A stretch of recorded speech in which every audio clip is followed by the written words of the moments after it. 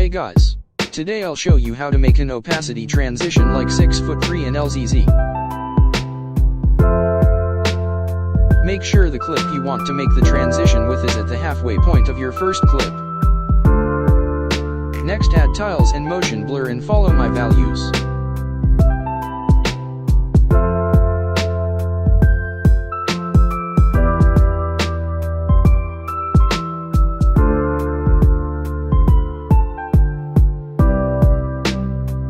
Copy and paste it to the second clip.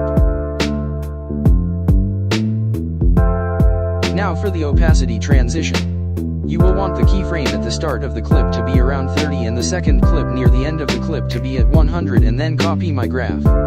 You can adjust the graph depending on how you want it to look in your edit. Next, add two nulls and parent your first clip to them.